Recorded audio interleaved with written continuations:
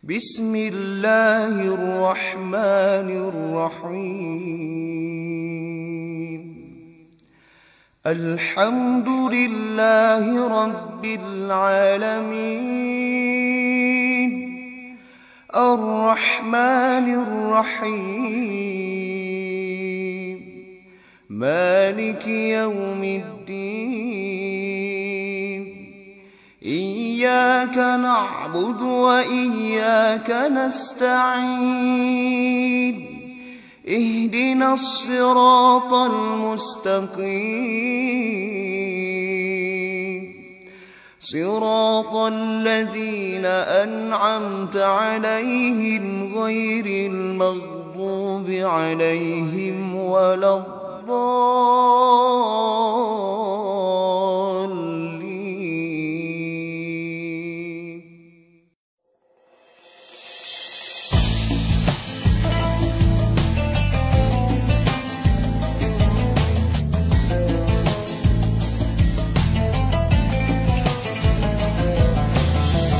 Hadirlah sebuah rasa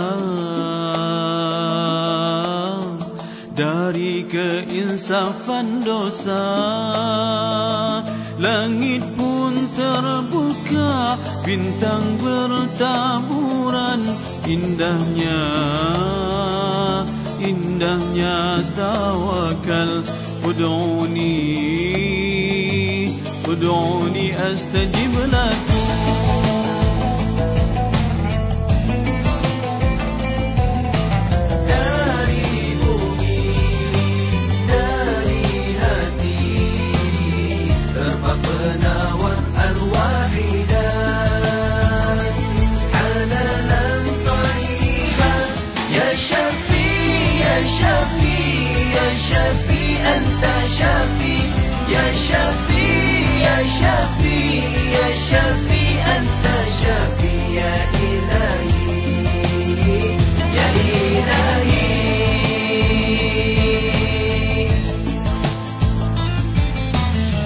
Meratalah doa di langit luas,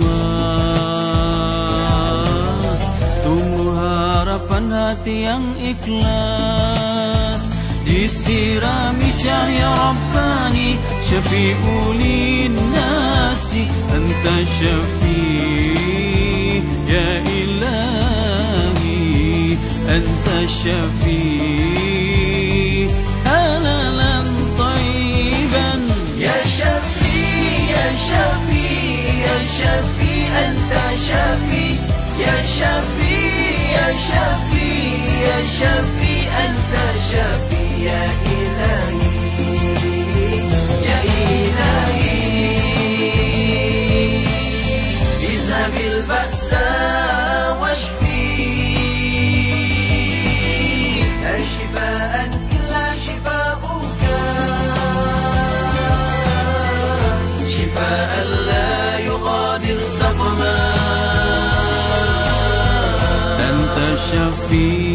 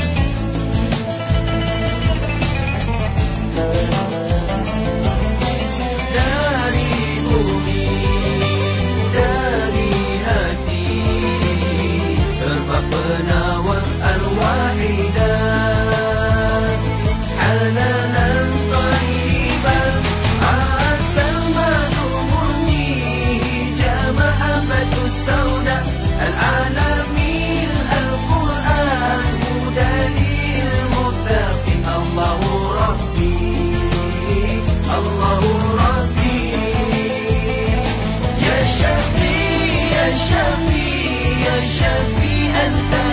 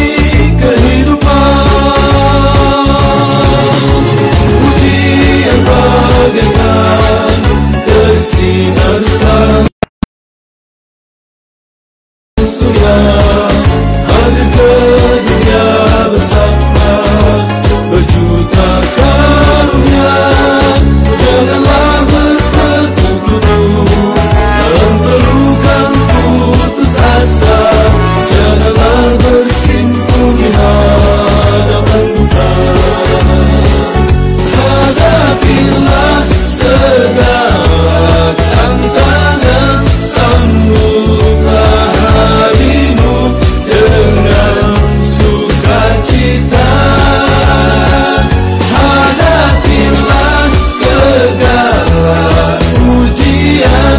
Dalam kesulitan pasti ada kemudahan.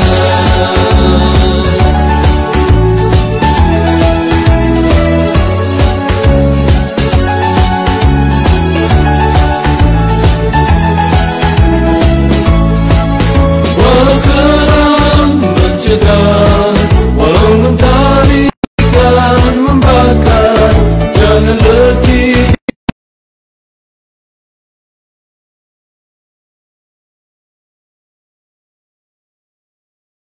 Menapaki kehidupan, ujian bagaikan bersinar sang surya, hadir ke dunia bersama.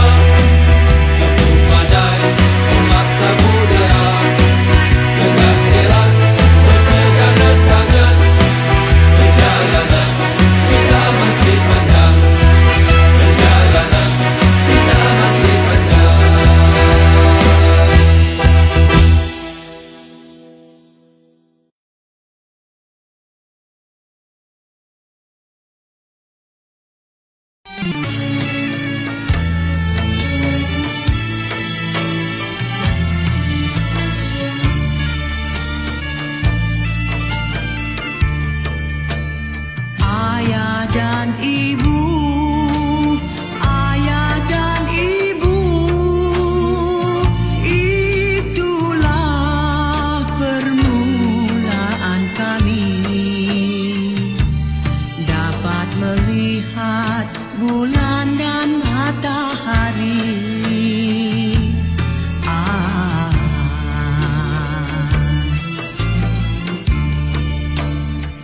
Ayah dan ibu, ayah dan ibu, itulah permulaan kami dapat melihat bulan dan matahari.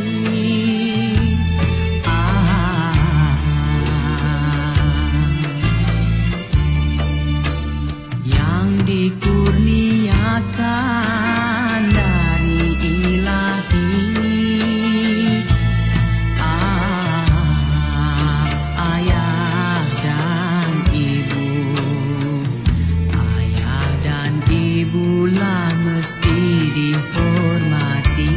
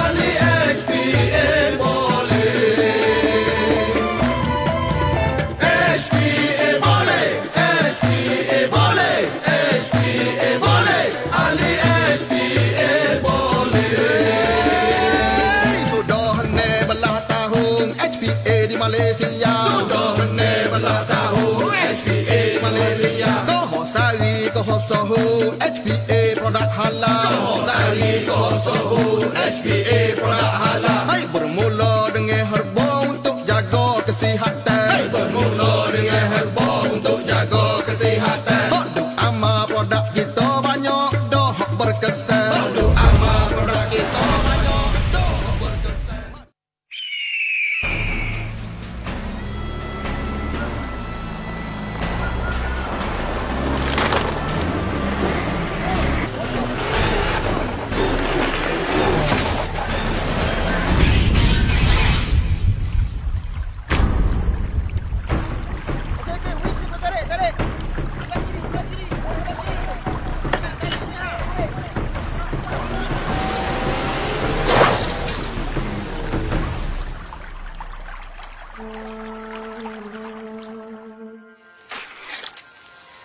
Kopi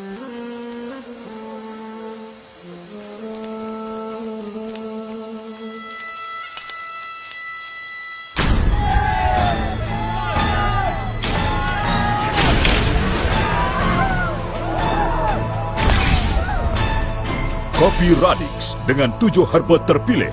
Baik, Mr. Chairman.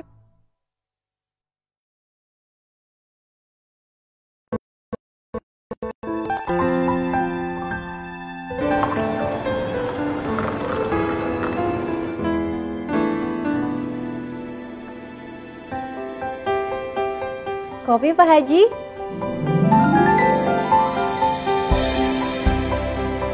Kopi Pak Haji? Kopi herbal pasti halal.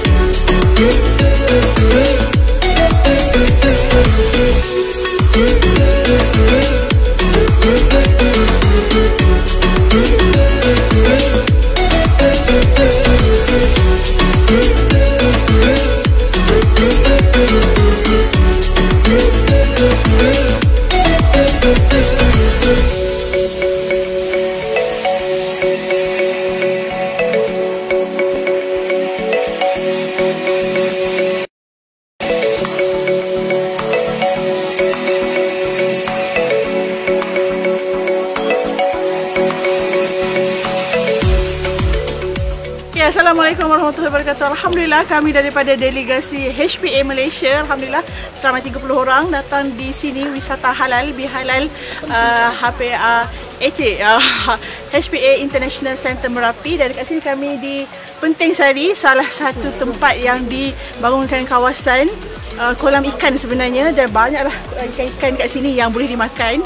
Dan kat sini Tuan Haji Ismail membawa kami di sini untuk melihat apa yang telah dibuat, yang diusahakan di Merapi ini. Ini salah satunya. Sebenarnya banyak. Ini kolam ikan, kita ada lahan tempat tanaman, herba dan macam-macam lagi. Alhamdulillah. So memang siapa yang tak datang tu kena datang sini, memang best. Tak datang rugi.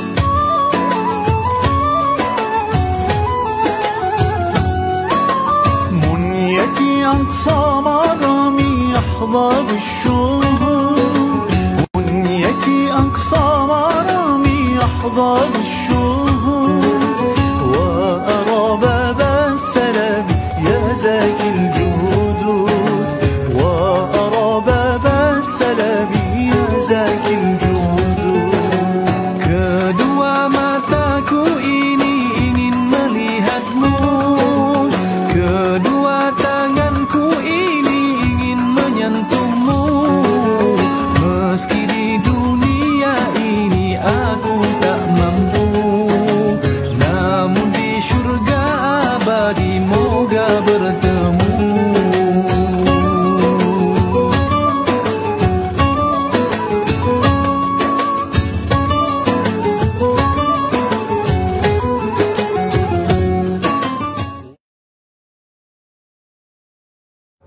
Teguhlah dengan sebuah semangat dan doa, tawakal dan harapan, penuh pasrah kepada Tuhan agar jalan ini lurus walaupun terpaksa melalui tepi jurang yang tajam.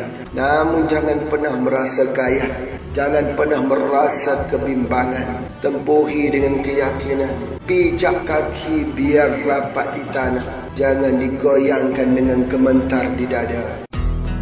قل آمنت بالله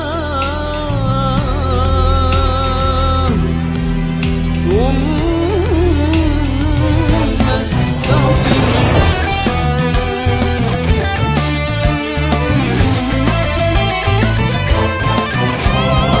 استقم pada langkah pertama yang bermula sehingga tercapai mimpi yang dicipta. Ada semangat menyala yang tak mengalah diduga. Tiada laluan juang yang mudah, debaran di hati tak pernah suka. Dengan itu dan jalannya adalah syurga yang indah. Aku bayangkan seorang pejuang bagai pemuda yang tak henti bersedia dalam perjuangannya. Kilau matanya, hias tekadnya, bergelora keazaman pada wajahnya. Semangatnya tak pernah patah walau lelah, mengharu laluan yang payah, tetap melangkah pastaqim, pastaqim, pastaqim, pastaqim. Semangatnya tak pernah patah walau lelah, mengharu laluan yang payah, tetap melangkah pastaqim, pastaqim, pastaqim, pastaqim, pastaqim, pastaqim, pastaqim, pastaqim. Berpegang teguh dengan keyakinan sebagai seorang anak muda yang dilahirkan sebagai lelaki atau wanita yang dilahirkan sebagai seorang Sri Kandi. Teruskan perjuangan, mudah-mudahan kita bertemu di puncak kejayaan. Tiada laluan juang yang mudah, debaran di hati tak pernah suka. Karena itu ganjarannya adalah syurga yang indah. Aku bayangkan seorang pejuang bagai pemuda yang tak henti bersedia dalam perjuangannya. Kilau matanya, hias tiketnya, bergelora keazaman pada wajahnya.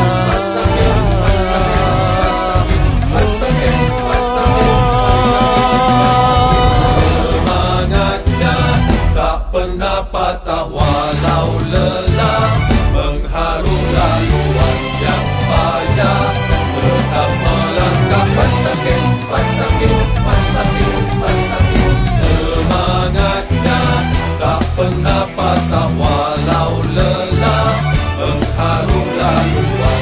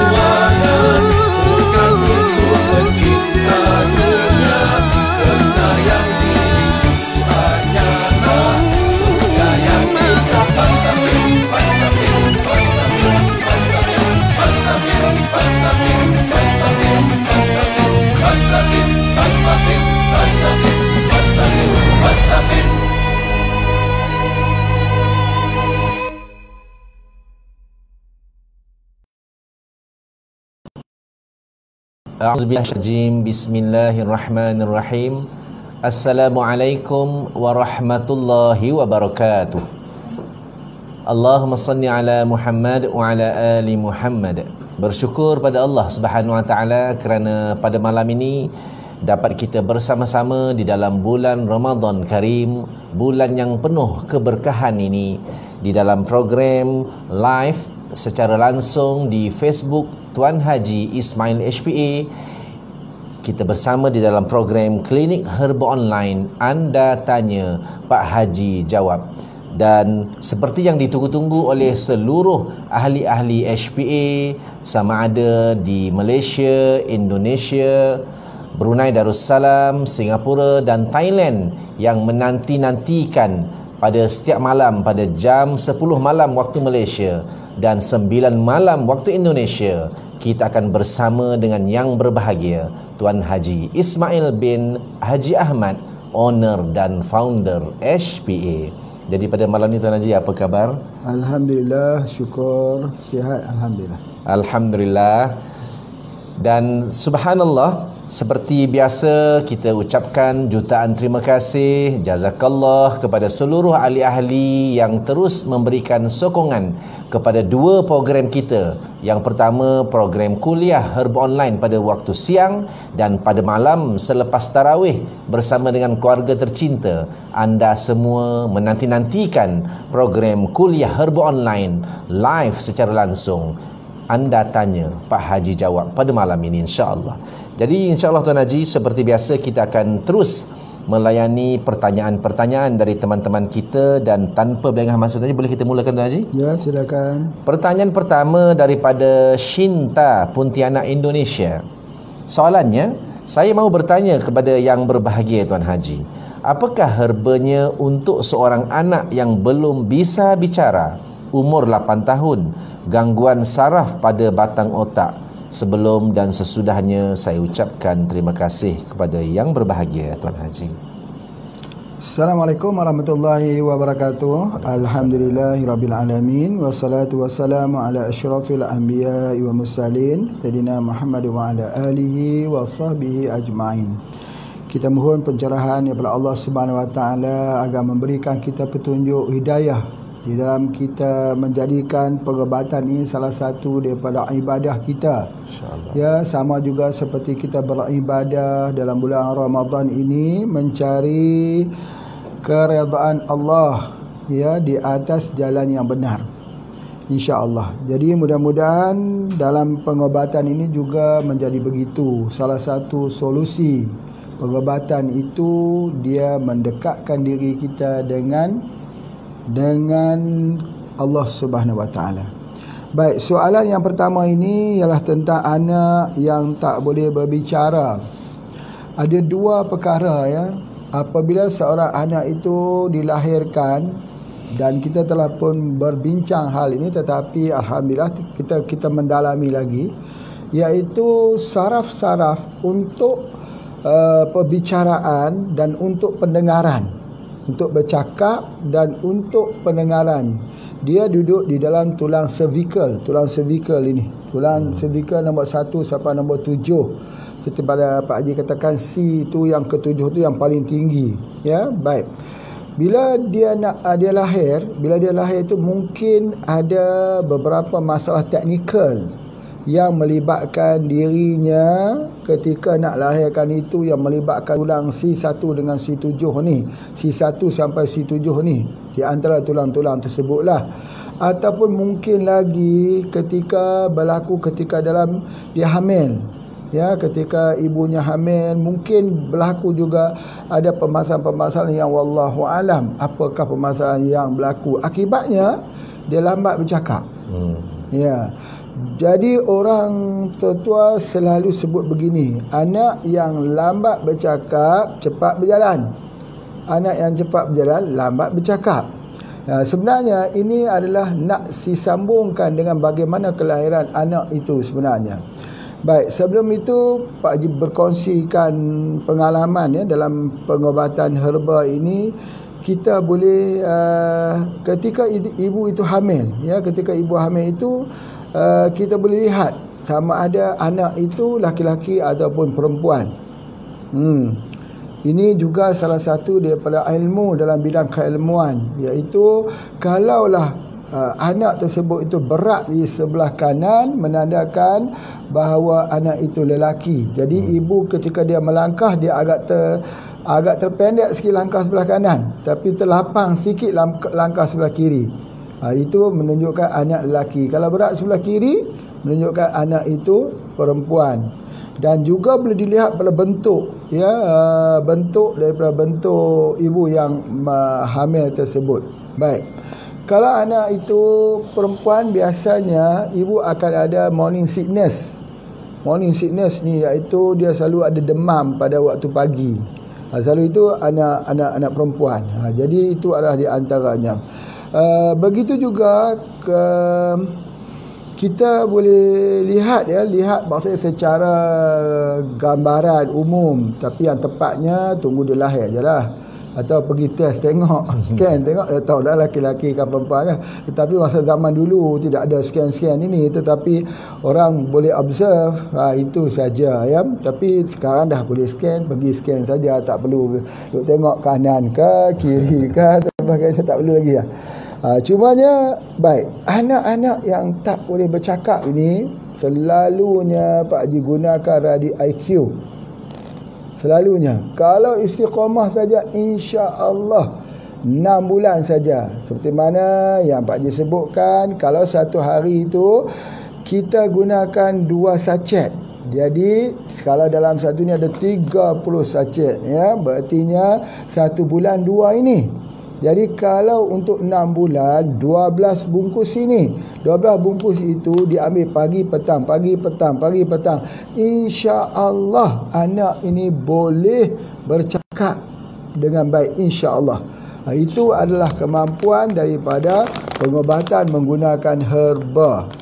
Wallahu a'lam. Alhamdulillah, terima kasih kepada yang berbahagia Tuan Haji. Moga Shinta dari Pontianak berpuas hati dengan jawapan daripada yang berbahagia Tuan Haji. Seterusnya Tuan Haji, kita berpindah kepada soalan yang kedua pada malam ini. Kita melayani pertanyaan daripada Ana Marwiyah, Palembang, Indonesia. Pertanyaan beliau, Assalamualaikum Tuan Haji. Waalaikumsalam. Anak saya usia 3 tahun 2 bulan mengalami speech delay, belum mengeluarkan satu kata yang sempurna, namun banyak mengeluarkan suara ekspresi seperti wah, ye, dada. Anaknya aktif, dia mengerti apa yang kita perintah. Mudah baginya untuk meniru apa saja, tapi ketika dia minta menirukan kata yang kita ucapkan, ia tak nak.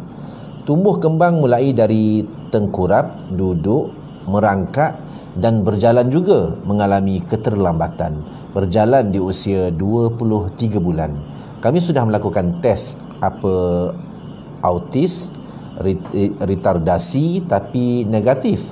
Juga melakukan tes pendengaran, angkanya normal, 25 Hz, tidak ada gangguan. Kami tetap disarankan doktor untuk terapi wicara, namun belum kami lakukan terkendala COVID-19. Apa yang harus kami lakukan? Herba apa saja yang bisa kami beri? Mohon pencerahan daripada yang berbahagia Tuan Haji.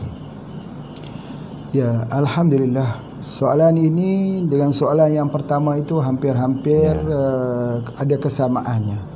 Di dalam permasalahan bagi anak-anak yang lambat boleh bercakap ini, atau ada lagi dipanggil attention deficit disorder, iaitu dia tidak boleh bagi fokus, ataupun tetapi mereka bukan dikategorikan sebagai anak-anak autis, bukan. Ya. Jadi kalau kita lihat begini, insya-Allah bagi Pak Haji yakin kalau mereka mengambil istiqamah radio IQ, mereka boleh berbicara, insya-Allah. Begitu juga anak-anak yang tak boleh berjalan, ya, sudah usia 2 tahun tak boleh berjalan, kita guna radio IQ. Dan insya-Allah di sini ya Pak Haji mengambil kesempatan memohon supaya bagi ibu-ibu yang telah mempunyai kasus macam ni, yang telah pun mengkonsumsi radio IQ dan anak-anak mereka telah pulih, ya telah bolehlah menuliskan testimoninya. Boleh menulis testimoninya, sama ada di dalam grup ini, dalam komen itu tuliskan, ataupun boleh menghantar terus kepada Pak Haji atau dalam grup WhatsApp kita supaya boleh Pak Haji angkat, ya. Sebab apa yang Pak Haji sebutkan ini adalah berdasarkan pengalaman Pak Haji sendiri, ya, pengalaman dalam perawatan. Tetapi mungkin kalau ada pihak-pihak yang lain di kalangan pengguna, di kalangan sokis-sokis kita, di kalangan anggota-anggota kita yang melihat sendiri, anaknya sendiri ke, anak temannya sendiri ke, boleh menghantar. Cumanya pada pandangan Pak Haji bahawa insya-Allah kalau dia menggunakan radio IQ, bismillah, dia akan boleh bercakap dengan baik, insya-Allah.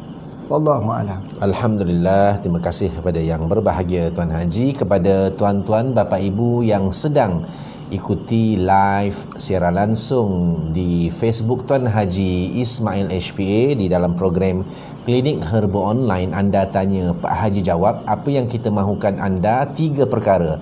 Yang pertama, pada button like, ya, kita mohon tekan button like banyak-banyak. Seterusnya ada button yang kedua, iaitu button love, 2L, like dan love.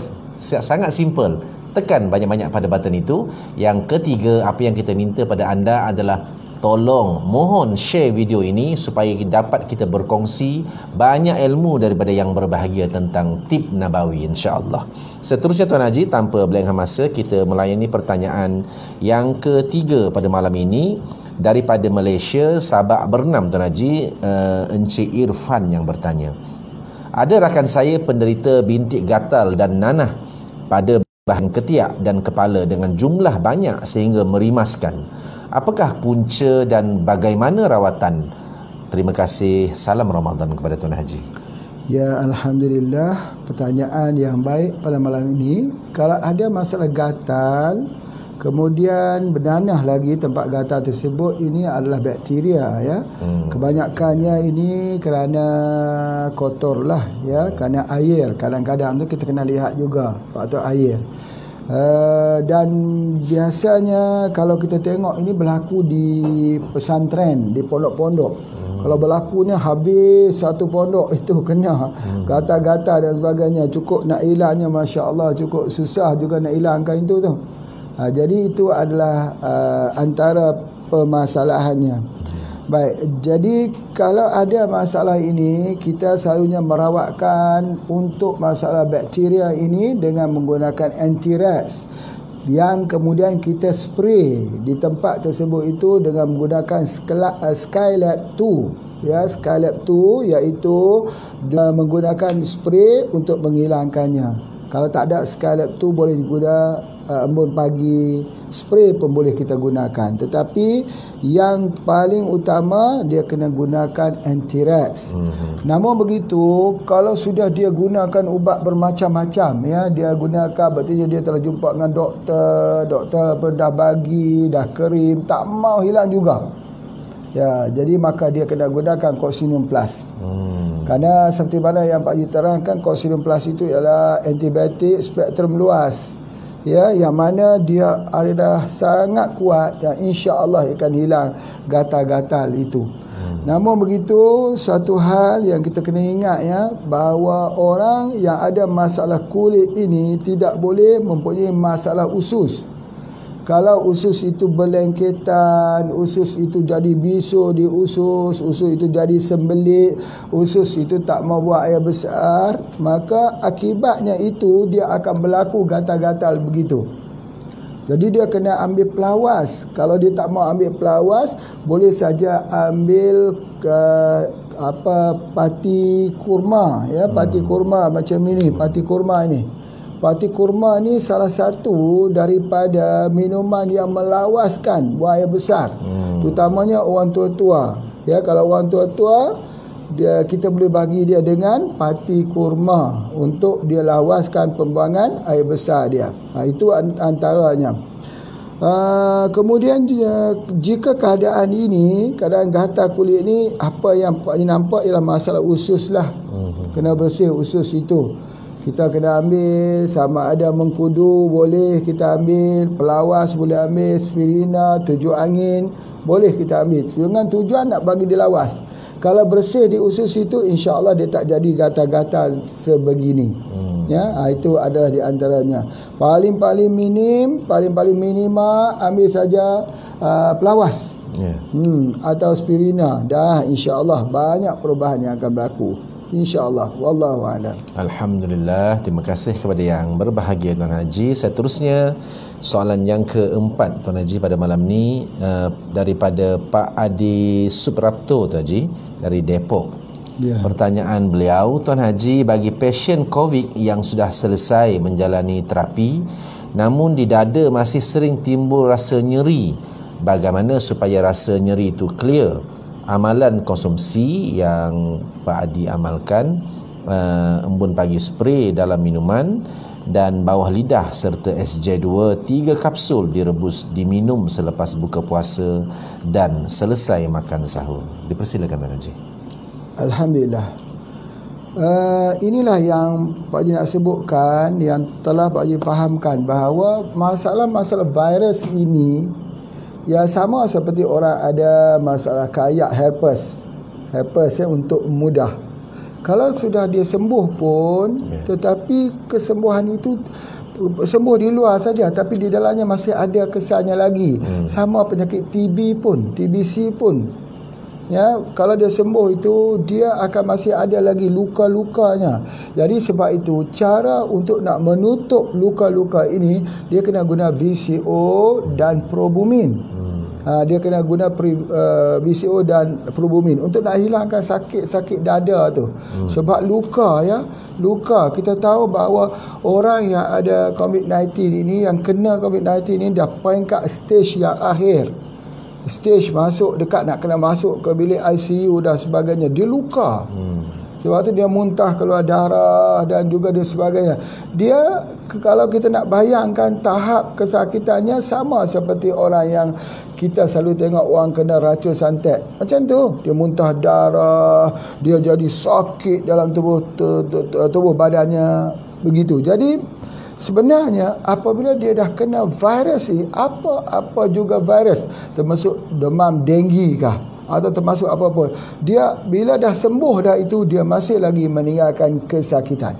Masih lagi kita memerlukan sikit masa, iaitu menggunakan sama ada menggunakan daripada VCO dengan probumin atau boleh guna juga daripada pati kurma. Kerana pati kurma itu dia adalah anti peradangan.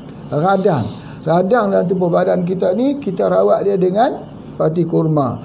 Apa buktinya? Buktinya bagaimana kekuatan pati kurma ini yang ada juga dekat kita, ya, boleh order dengan warehouse kita Cik Asrul, iaitu kita lihat kalau orang itu ada peradangan di sendi, katalah peradangan di sendi, kalau dia berjalan, dia bangun nak solat bertarawih, dia bunyi kan, dia bunyi kerap bunyi banyak. Tapi kalau dia lazim mengambil pati kurma, dia campur dengan susu kambing, atau kopi kita, kopi Himalaya dicampurkan dengan pati kurma, Masya Allah, ataupun black radish Indonesia campur dengan pati kurma, dia jadi ubat yang terbagus. Tapi kalau ambil daripada susu kambing plus dengan pati kurma, itu ubat yang terbaik, yang bagus untuk menghilangkan sakit-sakit yang dikatakan oleh Pak Adi tadi, sakit di bahagian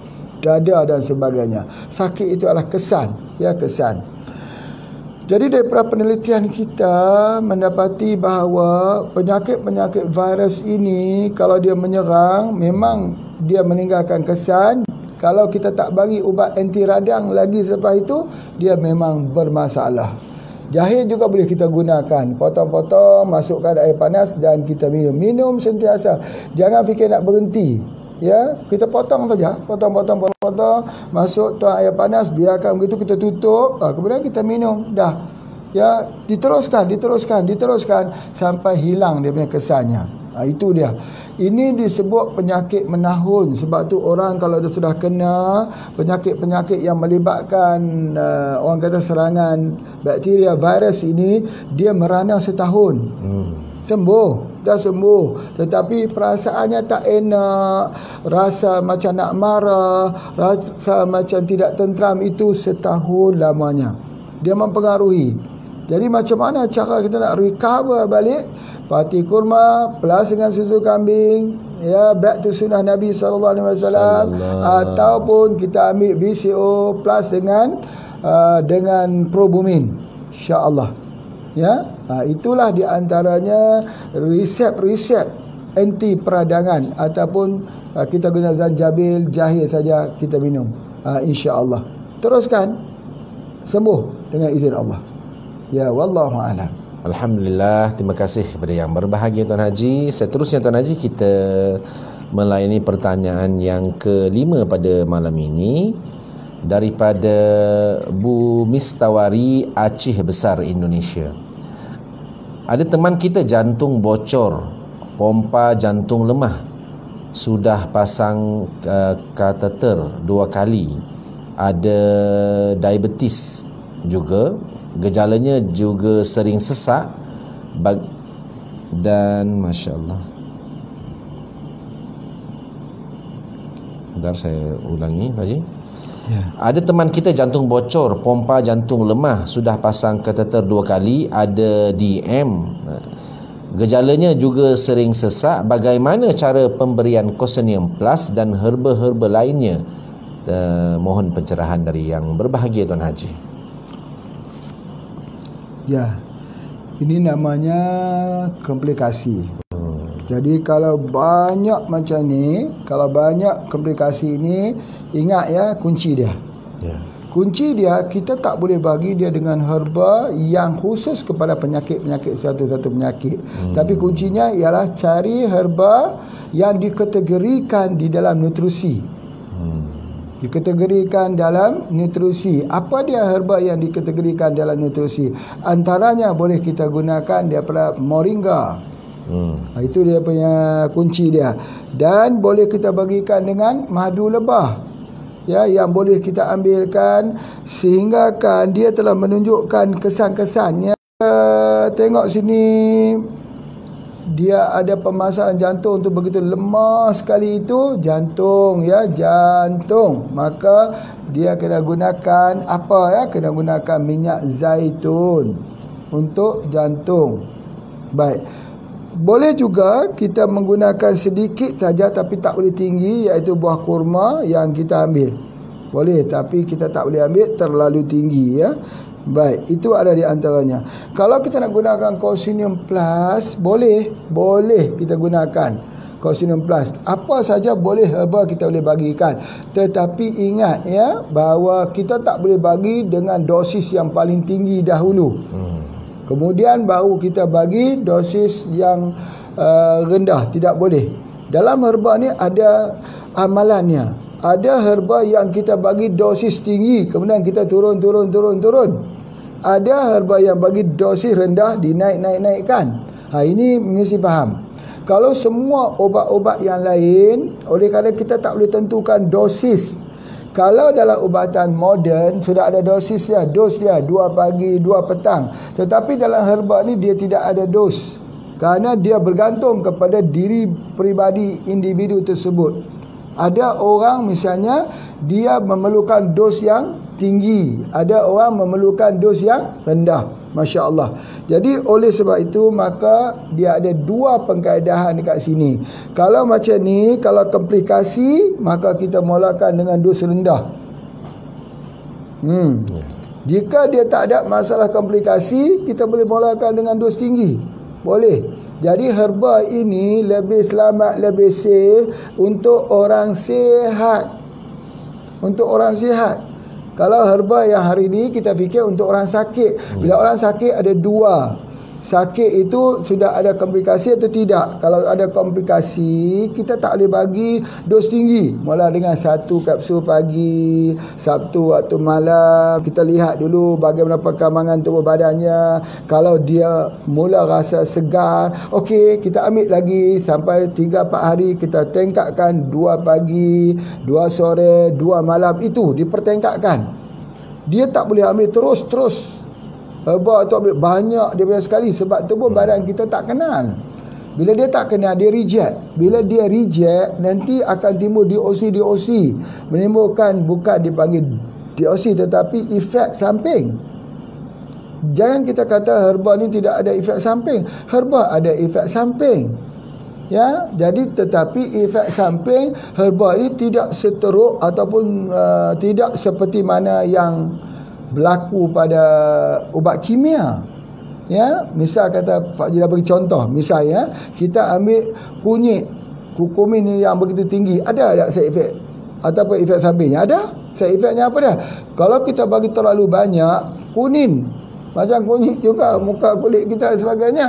Tetapi kalau kita berhenti 1, 2, 3 hari, habislah. Tetapi kalau Panadol kita bagi terlalu banyak, paracetamol bagi terlalu banyak, muka jadi kuning. Sebab apa? Dia rosakkan hati. Dia rosakkan hati. Kalaupun kita tinggal, hati tetap rosak. Beza kan? Beza. Jadi sebab itu herba ni lembut, halus saja, sesuai dengan tubuh badan manusia. Kimia tu kasar. Ya, wallahu alam. Alhamdulillah, terima kasih kepada yang berbahagia Tuan Haji atas pencerahannya. Seterusnya Tuan Haji, kita melayani pertanyaan daripada teman kita Noraini daripada Jeram Selangor. Pertanyaannya, saya ada gastrik, saya baru je menggunakan Rozelle dan Antirek. Jika kita mengalami gastrik, memang kita akan rasa mulut pahit ke Tuan Haji? Saya minum Rozelle dan Antirek sebelum tidur malam. Betulkah cara yang saya buat ni Tuan Haji? Terima kasih banyak-banyak. Dipersilakan Tuan Haji. Ya, Alhamdulillah. Terima kasihlah kerana bertanya soalan betul atau tidak. Menandakan dah cuba tu betul sajalah. Kita membetulkan saja. Ya, betul dah, herba tu bagus dah. Rozelle bagus, Antirek bagus. Cuma kalau boleh diselang-selikan dengan 7 angin. Itu adalah antaranya. Baik, Alhamdulillah. Tetapi kita teruskan. Memang betul kalau kita ingat ya, kalau kita rasa mulut kita pahit, sebab apa? Ini yang Pak Haji nak sebut ni. Sebab apa kita belajar? Kalau kita rasa mulut kita pahit, kita hilang selera. Kenapa?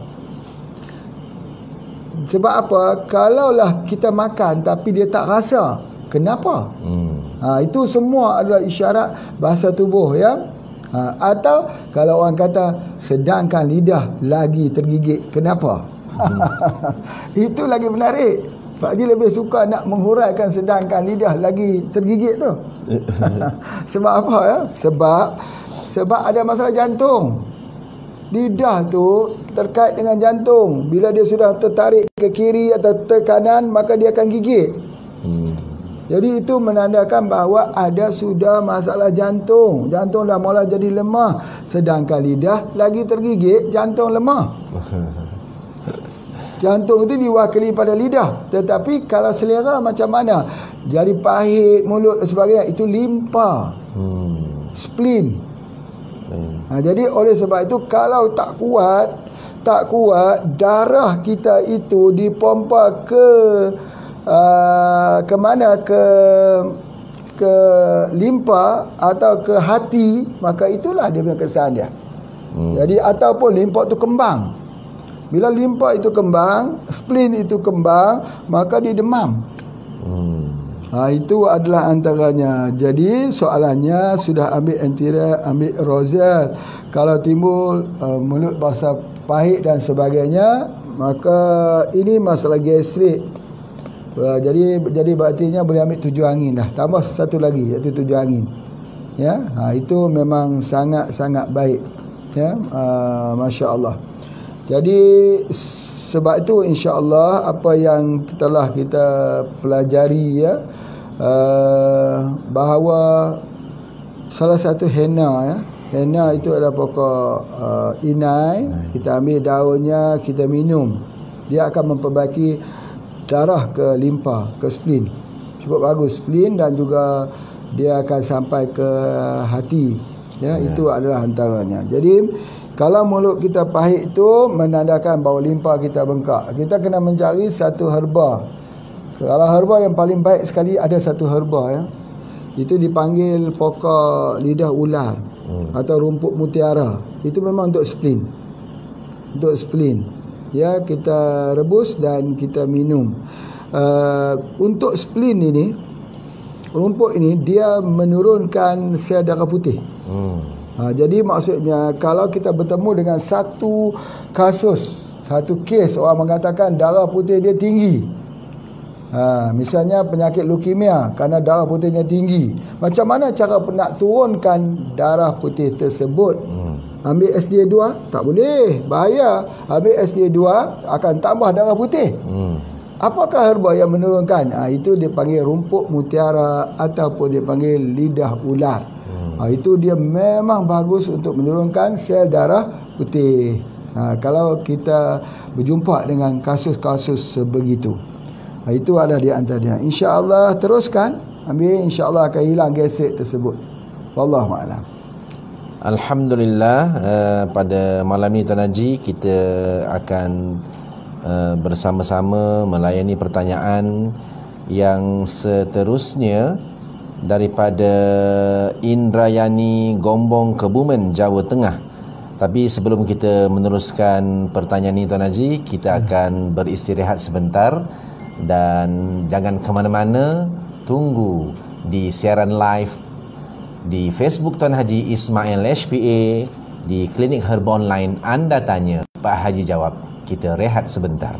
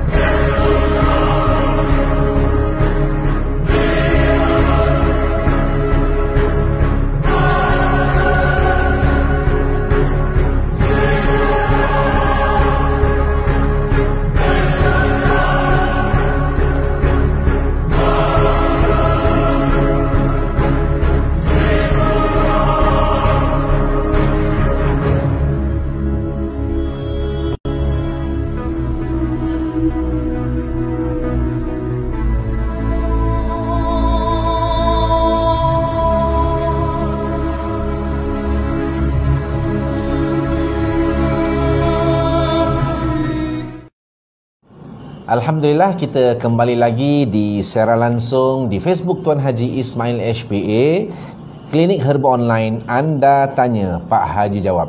Dan kita sambung pada pertanyaan Indrayani Gombong, Kebumen, Jawa Tengah, Indonesia. Saya mau tanya Pak Haji, untuk herba ibu hamil tapi dalam kondisi terdapat kista seukur 8 cm, kira-kira apa herba yang sesuai Tuan Haji? Dipersilakan. Ya, Alhamdulillah, terima kasih atas soalan ini. Bapak Ibu sekalian, ada sesuatu yang telah pun Pak Haji ceritakan, kemampuan pokok sirih. Kalau kita tengok karakter pokok sirih ni, dia menjala. Sama juga macam kista, macam fibroid, ya, dia membesar. Sama juga dengan kanker, ya, dia punya akar sebagainya. Jadi sirih pun macam tu. Dia ada karakter berakar, ya, dia naik, orang kata naik junjung, naik kayu junjung tu. Kemudian dia juga sama juga kita perhatikan. Tetapi ya, sirih ni ada mata. Macam mana yang Pak Ji sebut kata sirih ni ada mata. Bila kita ambil sirih, kita blender dia. Kita blendkan dia. Kita blendkan menggunakan blender. Kita ambil air dia. Air dia tu kira-kiranya ada 1 gelas lah. Kita ambil itu sebagainya. Maka air itu nanti selalu disapukan di bahagian perut ni. Sapu perut. Dan setiap kali sapu saja. Sekejap sapu, sekejap kita sapu. Dan kalau boleh, sirih ni biar lengkap. Sama seperti Pak Haji dah cerita dah ni. Biar dia lengkap. Jadi kemudian sapu di bahagian perut, bahagian rahim ini dan minum. Sapu dan juga minum. Minum itu tidak perlu banyak. Sekali minum dalam 2-3 senduk dah cukup dah minum. Yang menariknya, sirih ni ada mata. Apa tu? Bila di dalam perut ibu tadi dan rahim ibu tadi, dia ada 2. Yang pertama dia ada kista, ya? Kemudian yang kedua dia hamil anak.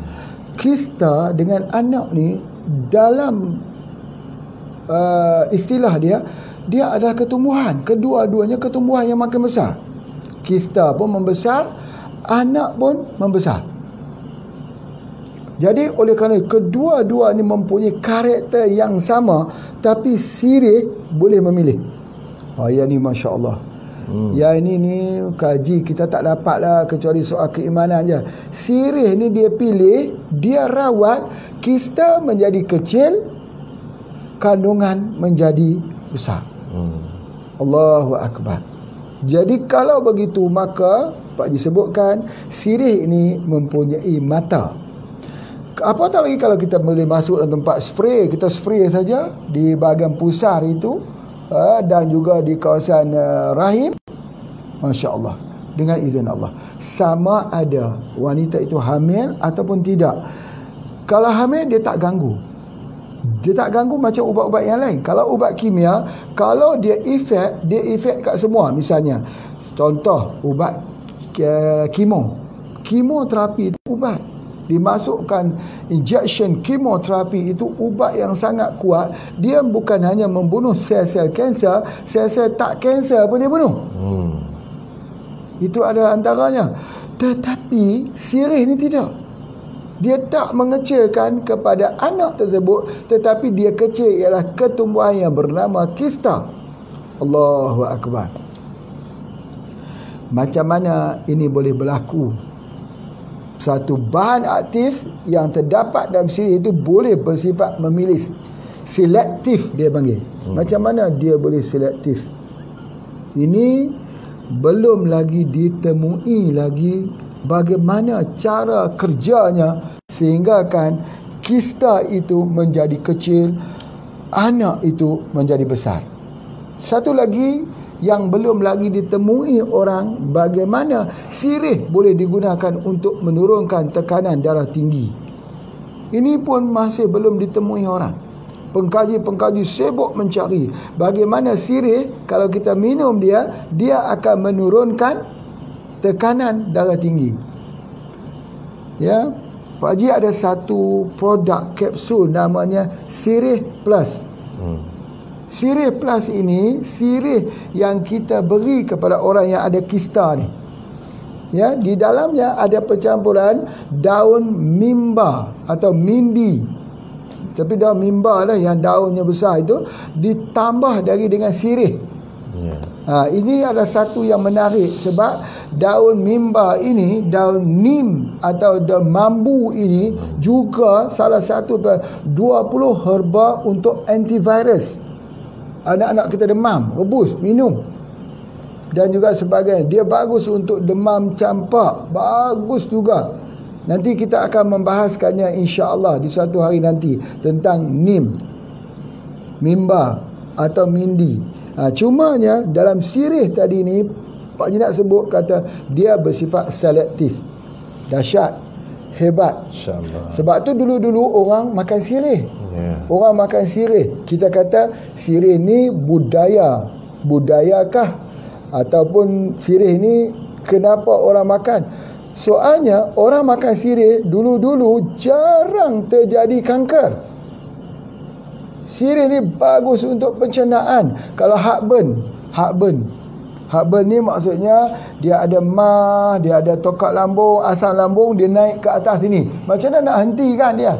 Sirih, makan sirih pinang. Masya Allah. Blendkan sirih pinang, minum. Dia terhenti heartburn tersebut. Masya Allah. Itu satu yang cukup menarik daripada sirih. Apatah lagi bila dicampur dengan pinang, dicampurkan lagi dengan kapur. Kapur itu dikenali sebagai CaCO3, kalsium karbonat. Kapur makan tu. Kalsium karbonat ini, seingat-ingat Pak Haji, Datuk Pak Haji dulu pergi ambil kerang di dalam gua. Di dalam gua di Bukit Cuping, ya. Kalau kita pergi tempat Pak Haji tu nampak satu bukit besar macam tu, itu nama Bukit Cuping. Bukit Cuping ini di dalamnya ada gua, tapi gua yang ada kerang yang melekat-lekat di tepi dinding itu. Ini entah berapa ratus tahun, entah juta tahun dulu. Berartinya tempat ini ada air. Ya, ini atas bukit ni ada kerang. Kerang itu diambil, dibawa pulang. Dia dipahat dibawa pulang itu, daripada kerang itu maka dibakar. Dia jadi putih. Bila dibakar dia jadi kalsium karbonat. CaCO3. CaCO3. Bila CaCO3 ini dia ubat. Dia jadi obat. Orang makan dalam pinang. Pinang tu adalah CaCO3 dan sirih pinang itu. Jadi oleh sebab itu ada pertama sirih. Yang kedua apa dia? Pinang. Yang ketiga kalsium karbonat, iaitu kapur. Dan yang keempat ialah apa dia? Itu kita panggil dia gambir. Gambir tu, Masya Allah, dia adalah daun, ya, daun yang dimasak, didapatkan dia gambir tersebut. Gambir tersebut itu dia bertindak untuk menghilangkan asam dalam perut. Dan gambir ini sudah ada penelitian di sebuah universiti di Indonesia dan pernah membuat usaha dengan HPA. Ya, pada ketika itu, iaitu dijadikan gambir ni ubat untuk penyakit kencing manis. Sebab dicampurkan di dalam green tea, dalam teh ataupun teh biasa, yang diambil teh itu daripada Bandung, ya. Kemudian teh itu dicampur dengan gambir, minum dia, maka gula bagi penderita DM tak naik. Tidak naik. Sebab apa? Sebab gambir itu melindungi daripada penyerapan gula. Ini luar biasa. Luar biasa sekali. Sebab itulah orang-orang dulu makan sirih tak kena penyakit DM. Sebab ada gambir di situ. Ada gambir. Gambir itu menolong supaya jangan berlakunya DM. Dan dia tidak berlaku tokak lambung. Dan dia tidak berlaku gastrik. Sebagaimana andaian orang-orang moden yang ini makan sirih menyebabkan tokak lambung. Siapa cakap? Siapa bagi tahu macam tu? Ilmu apa macam tu? Ini andaian. Macam orang duduk mengandaikan minum kopi radik rosak ginjal. Selalu buat andaian begitu. Belum ada lagi orang yang rosak ginjal minum kopi radik. Yang tak minum kopi radik rosak ginjal ramai. Jadi begitu juga sirih. Sirih mengalami zaman sunset sirih. Sunset sirih pula. Sunset ni waktu hari petang kepada sirih. Dulu banyak orang tanam sirih dekat kampung ni. Lah ni orang tak mau dah makan sirih. Pasal apa? Dia kata tak boleh makan sirih tu, dia jadi merah, jadi sebagainya. Tapi umur 70 boleh makan buah jambu batu lagi. Sekarang ni 40 pun dah tak boleh makan jambu batu. Bukan jambu batu, makan krepek pun tak boleh. Pasal apa? Gigi dah hancur habis. Jadi oleh sebab itu maka kita kena lihat balik, ya, kita kena lihat balik bahawa bukan semestinya pengalaman orang dahulu kita boleh tolak dengan begitu mudah. Kalau kita tak suka dengan hati kita, tak suka makan sirih, tidak mengapa, tetapi kita kena faham apa yang ada dalam sirih itu. CaCO3, kemudian dia ada gambir, dan dia ada sirih, dan dia ada pinang. Pinang tu Masya Allah, banyak cerita pasal pinang. Salah satunya pinang, kalau kita ambil pinang muda, kita asah air pinang muda itu untuk sakit kulit. Orang ada ambayan. Ambil pinang muda, asahkan, ambil airnya, sapu di tempat yang keluar buah hasil tersebut, dia akan mengecil. Masya Allah. Orang yang ada gatal-gatal dekat kulit ini, tumbuk sirih, semua sirih, pinang, gambir, kapur, tumbuk-tumbuk, airnya itu ambil sapu di sini, hilang insya-Allah. Dia anti radang. Kalau ada ketumbuhan di payudara pada stadium 1 peringkat awal, ambil air sirih saja, sapu sini. Masya-Allah. Sirih dulu-dulu dia special. Jadi yang nak guna dia, kita kunyah-kunyah, lepas tu kita yang sembuh kami tu. Sembuh macam halau hantu tu. Dulu macam tu lah. Terkejut dia itu pun boleh hilang kadang-kadang. Bukan disembuh, terkejut. Jadi dia juga sebagai. Tetapi Masya Allah, Pak Haji berfikir ni, air liur ni, ada dua yang kita kena ingat. Air liur ni ada dalam hadis Nabi. Nabi mengubati orang luka dengan air liur. Nabi meludah di atas tanah, Nabi bersumpah demi air liur dan bumi ini, Nabi ambil, Nabi letak, hilang, berhenti air liur. Masya Allah. Satu. Tapi siapa yang nak makan sirih, gigi pula tak ada. Itu antara. Yang kedua ni keringat. Keringat ni. Keringat ni lagi menarik. Kalau bapa ibu baca kitab tentang penyakit mata rawatan, mula kitabnya ialah kisah Nabi Allah Yusuf alaihissalam dengan Nabi Yaqub alaihissalam. Nabi Yaqub tu dia tak nampak matanya, lalu Nabi Yusuf mengirimkan daripada bajunya, pakaiannya untuk dikirimkan kepada Nabi Yaqub. Nabi Yaqub ambil pakaian tersebut, letakkan di mukanya, lalu memanggil Yusuf, Yusuf, Yusuf, kerana kerinduan. Tiba-tiba matanya melihat semula. Masya Allah. Betul, kita kata mukjizat, betul. Pasti sekali mukjizat Nabi-Nabi ni. Yang keduanya, ahli-ahli sains mengkaji, dalam kitab tu mengkaji, kenapa dia boleh nampak itu. Salah satunya ialah keringat Nabi Yusuf alaihissalam. Jadi keringat ini boleh buat ubat mata. Tapi nak cari macam mana keringat banyak-banyak. Yang pertama, nak kena cari keringat tu macam mana. Ini nanti kita buat kuliah pasal mata. Keringat, tak perlulah cari keringat orang ni lah, keringat dan sebagainya. Itulah yang Pak Haji sebutkan. Dalam anggota badan kita ni apa dia? Tengok, air liur satu. Yang kedua, keringat. Yang ketiga, rambut. Ingat tu, macam mana orang susah nak bersalin, rendam dia punya rambutnya. Kalau suami yang janggut panjang, janggut suami tu lagi mujarab. Betul ni. Pak Haji bukan cakap gurau-gurau. Betul. Ambil janggut, tapi suami kalau janggut banyak lah. Ya, jadi jangan nak salah pada orang tabligh tu, jangan nak salah pula. COVID-19 nak salah kat tabligh, tak ada lah orang tabligh ni. Masjid kosong lah kalau tak ada mereka ni. Mereka ni orang yang mengimaratkan masjid. Bukan senang nak duduk di bawah arasy Allah. Orang yang teringat hatinya pada masjid selalu. Ya, itu di antaranya. Jaga lidah kita sebagainya. Ni ke mana lah banyak cerita. Pasal janggut. Masya Allah. Tapi kalau kita kata, aku tak maulah janggut janggut suami. Baik, cuba fikir ya. Ibu-ibu yang pernah hamil, yang pernah melahirkan anak, yang mempunyai suami yang janggut dia lebat banyak betul, selalunya lahirnya kelahirannya mudah. Fikir-fikirkan, cari, tengok kiri, tengok kanan. Ada orang macam tu. Tengok betul tak apa yang Pak Haji cakap ni. Wallahu a'lam. Alhamdulillah, jazakallahu khairan katsira kepada yang berbahagia Tuan Haji.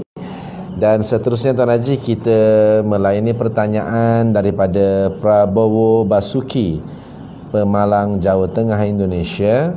Pertanyaannya, akhir-akhir ini sering kaki baik sekitar tulang kering atau sendi dekat mata kaki sering terasa krem dan sakit sekali jika digerakkan.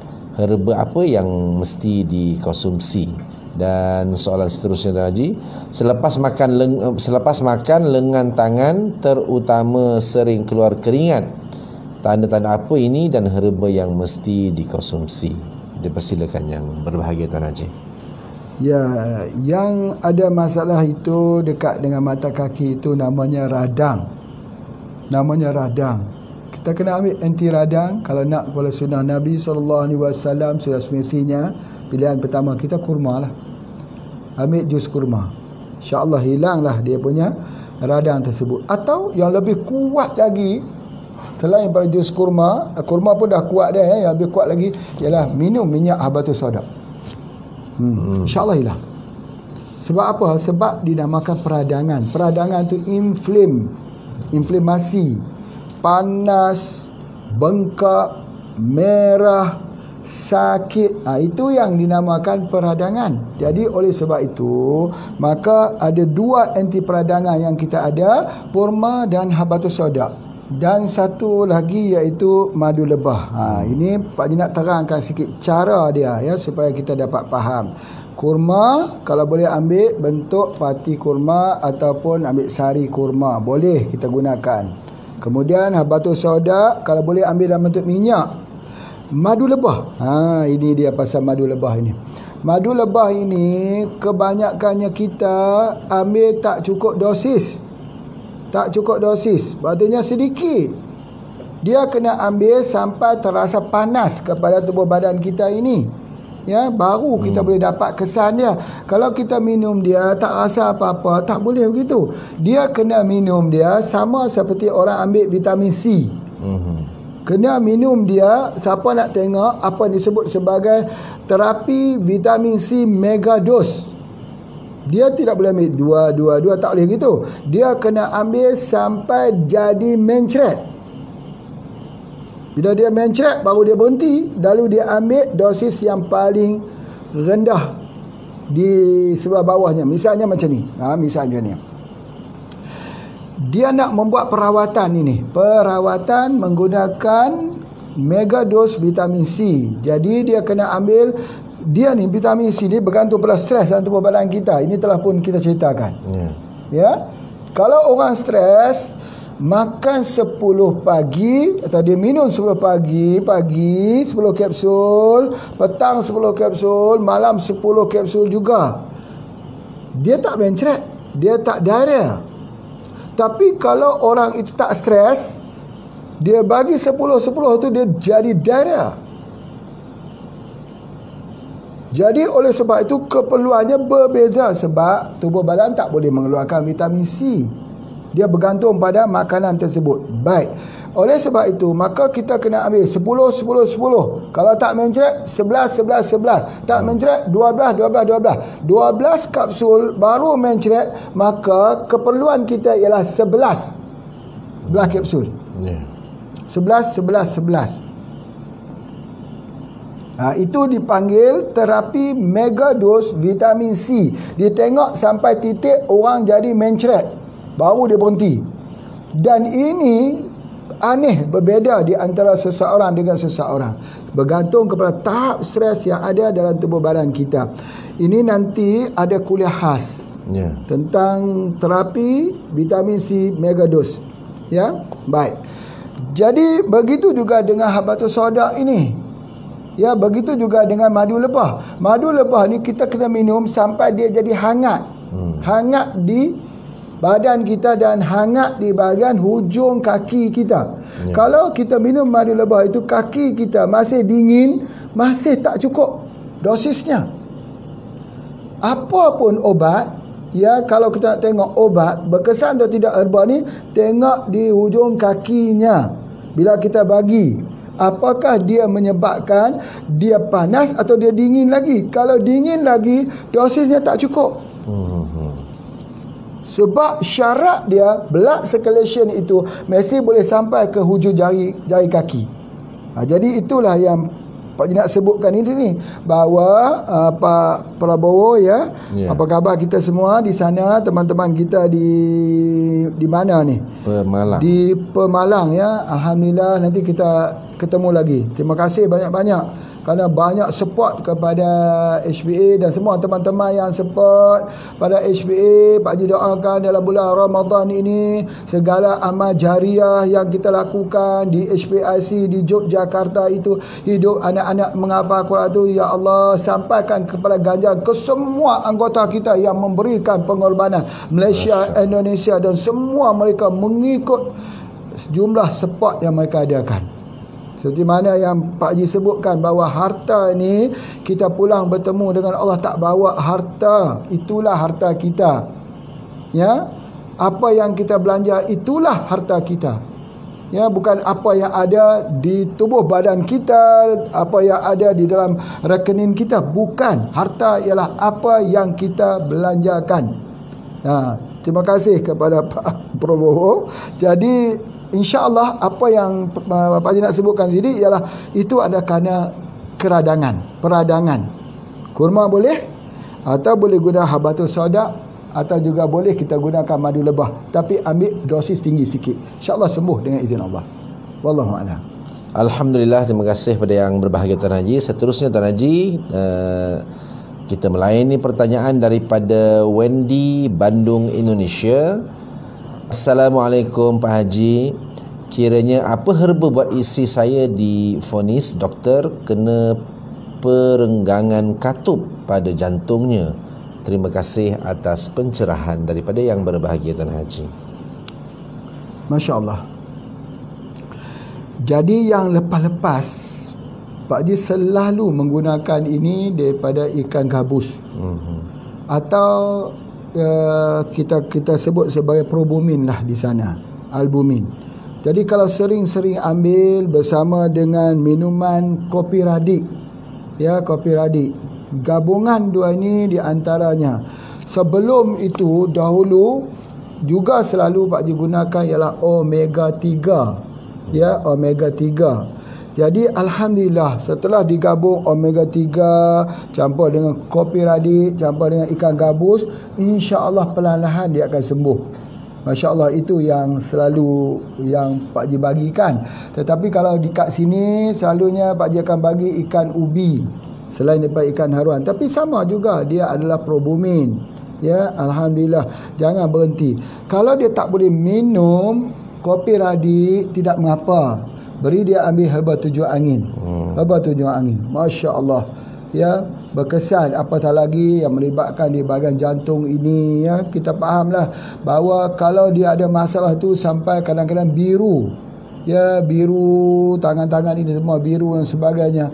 Jadi ya, bahasa penat, bahasa capek dan juga sebagainya. Jadi oleh sebab itu kita perlukan kepada bahan-bahan yang Pak Haji sebutkan sini.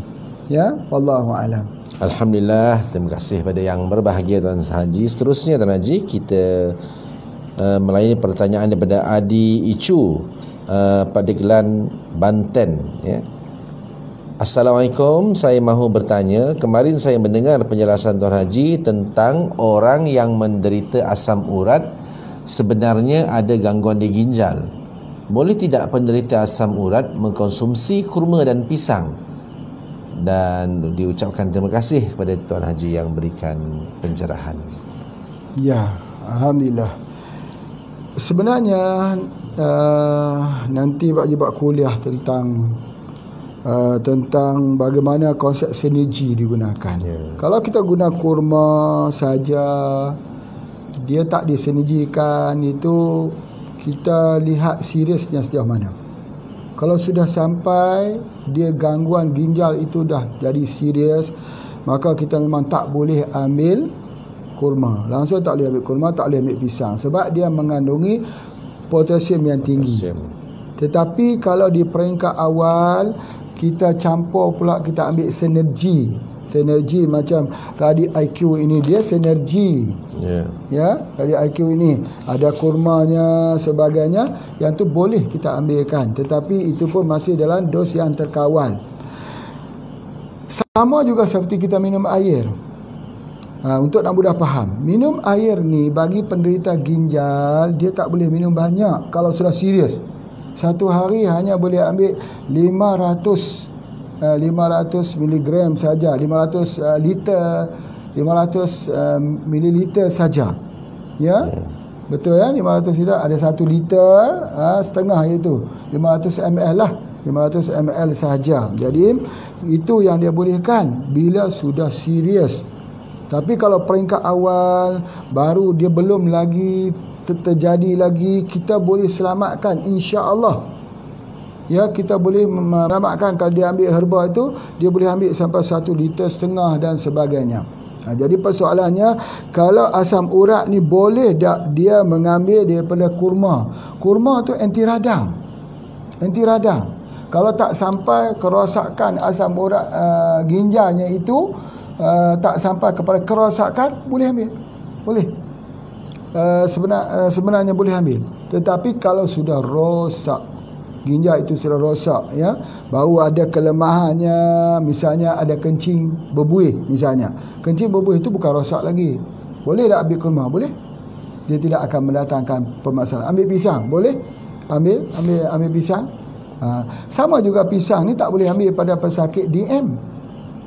Pisang ni tidak boleh dibagikan pada pesakit DM. Sebab apa? Kalau kita bagi pesakit DM, sebab gula dia tinggi. Tetapi kalau DM itu tak serius, boleh ambil pisang, tidak menyebabkan permasalahan. Ya, wallahu a'lam. Alhamdulillah Tuan Haji, pada malam ini seperti biasa kepada tuan-tuan dan perempuan yang terus setia mengikuti kuliah klinik herba online live di Facebook Tuan Haji Ismail HBA, anda tanya Pak Haji jawab.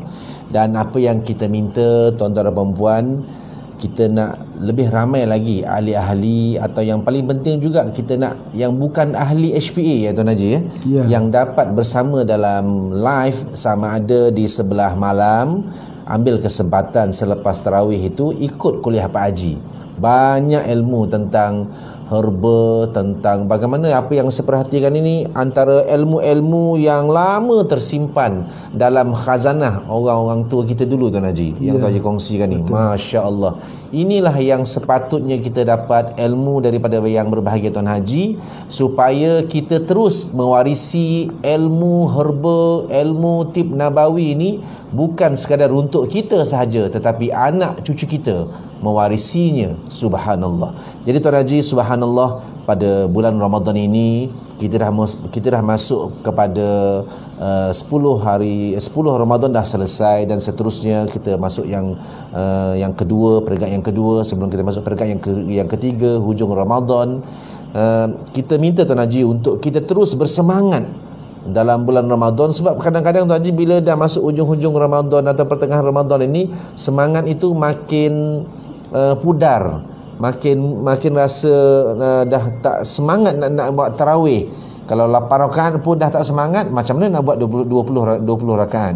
Ini Tuan Haji yang kita minta nasihat, pesanan dari Tuan Haji, bagaimana Ramadan inilah sebenarnya kita boleh menjadikan bulan ibadah, bulan baca Quran, bulan yang sebenarnya bermula hidup kita lebih sihat daripada bulan-bulan yang lain Tuan Haji.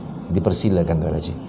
Ya, seperti mana yang kita cita-citakan, Ramadan ini dia adalah pembuka pintu mendapat keampunan daripada Allah SWT. Semua orang bercakap tentang keampunan dalam bulan Ramadan ini, sampai ke hujung tahun, hujung bulan, kita kesemua diampunkan oleh Allah SWT. Tetapi ada satu hal yang kita harus berfikir. Kalau kita tak dapat keampunan itu, wa na'udzubillah, mudah-mudahan Allah beri keampunan kepada kita semua insya-Allah. Amin. Kita akan dapat 2 perkara lagi. Iaitu yang pertama ialah kemurkaan. Allah. Jadi kalau kita tidak dapat pengampunan dalam bulan Ramadan, pada bulan-bulan yang lain bagaimana kita mau dapat keampunan? Kalau bulan yang istimewa kan ini pun sudah kita tak dapat keampunan. Bulan-bulan yang lain lagi-lagilah yang susah nak dapat keampunan. Itu yang pertama. Tak dapat keampunan itu namanya murka. Murka Allah. Murka Allah ini, kita tidak bicara pasal murka. Murka itu iaitu Allah tak suka, Allah marah dengan kita, tetapi implikasi daripada murka. Apa kesan dia selepas keluarnya daripada bulan Ramadan ini? Implikasi dia ialah Allah akan membiarkan orang itu di dalam kesesatan. Allah. Habis, tidak ada petunjuk lagi. Jadi sebab itu Pak Haji sebutkan apa petanda amal ibadat kita dalam bulan Ramadan ini diterima Allah. Maka ibadat melahirkan ibadat. Dia akan timbul kecintaan, kemanisan untuk melakukan amal ibadat, dan yang paling tinggi ialah sampai kepada dia boleh bermesra dengan Allah. Sampai terasa kemesraan itu dengan Allah, sampai berbalas-balas kemesraan itu dengan Allah. Itu tahapnya. Tetapi sebaliknya apa? Sebaliknya ialah kemurkaan dan terbiar di dalam kesesatan. Antara dua saja kita akan dapat. Sama ada putih atau hitam. Dua ini pasti akan berlaku pada penghujungnya. Jadi yang kita bimbang ini ialah bagaimana kita pada setiap hari ini kita nak menjadikan kita manusia yang terbaik. Macam mana? Jadi hasil daripada puasa ini, Allah menyuruh kita banyak-banyak ingat Allah. Ingat Allah.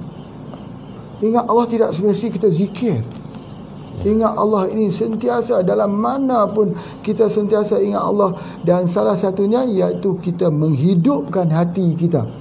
Menghidup dalam semua peristiwa, semua kejadian pada setiap hari itu, hidup hati kita bersama dengan kejadian-kejadian apa yang kita pandang, apa yang kita lihat.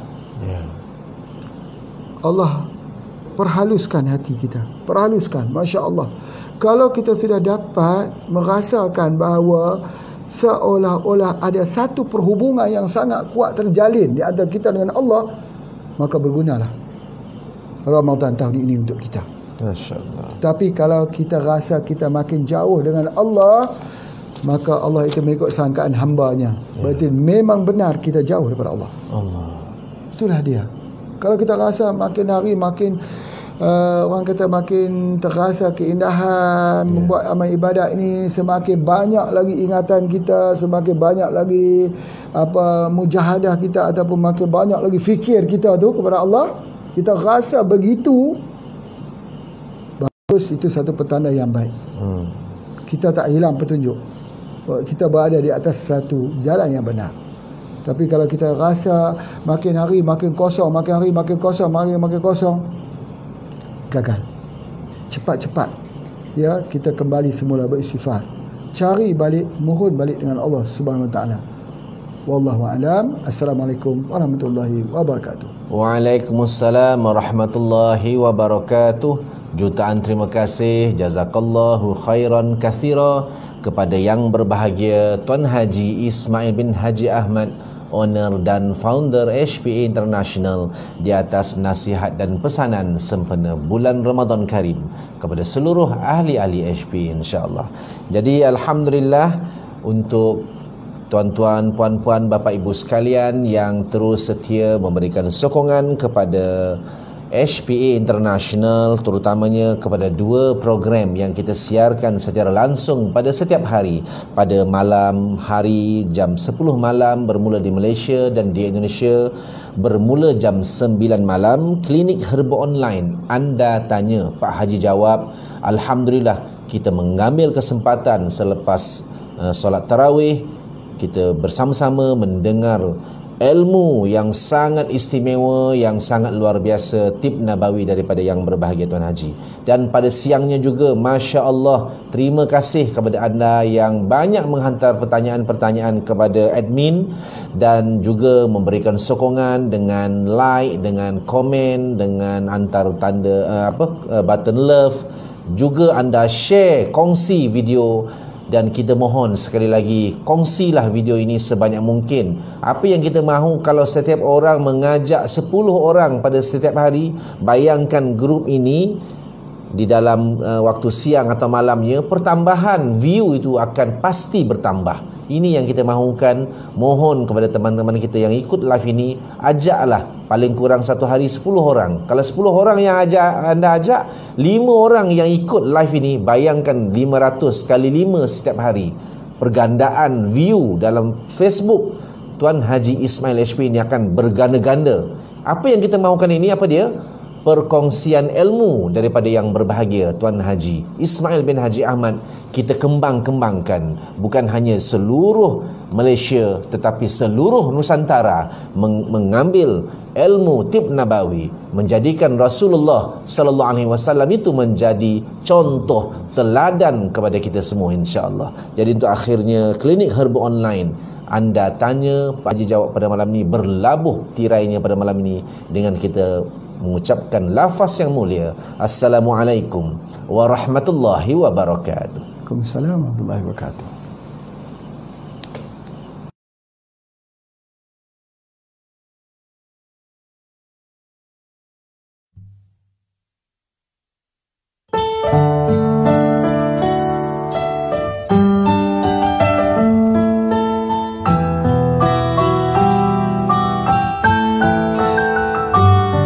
Subhanakallahumma wa bihamdik asyhadu an la ilaha illa ant astaghfiruka wa atubu ilaik.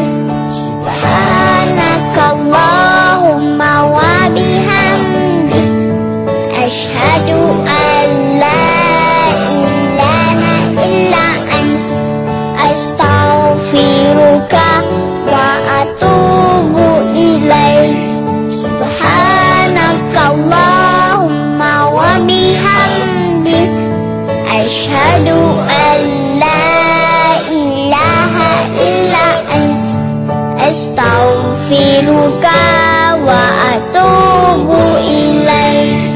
Subhanakallahumma wa bihamdik asyhadu an la ilaha illa ant astaghfiruka wa atubu ilaik. Astaghfiruka wa atubu ilaik. Subhanakallahumma wa bihamdik asyhadu an la ilaha illa ant astaghfiruka wa atubu ilaik. Astaghfiruka wa atubu ilaik. Subhanakallahumma wa bihamdik asyhadu an la ilaha illa ant astaghfiruka wa atubu ilaik. Subhanakallahumma wa bihamdik asyhadu an la ilaha illa ant astaghfiruka wa atubu ilaik. Astaghfiruka wa atubu ilaik. Astaghfiruka wa atubu ilaik.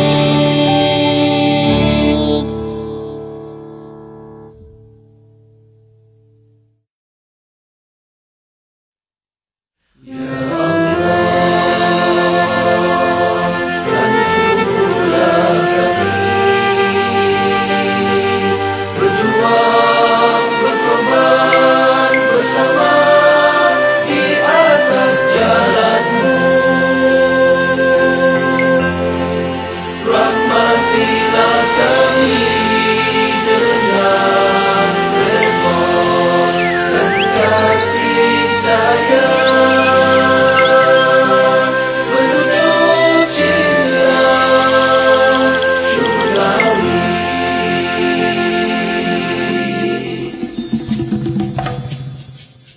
Ayo pejuang, tanam semangat wajah, bangunkan ekonomi di dunia yang Allah redha.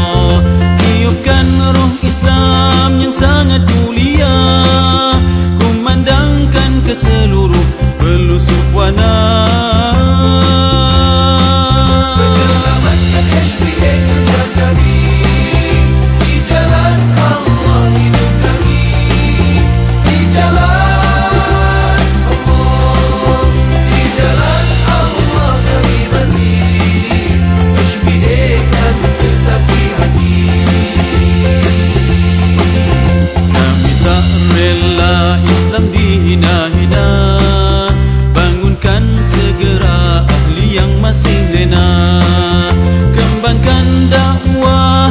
seluruh dunia.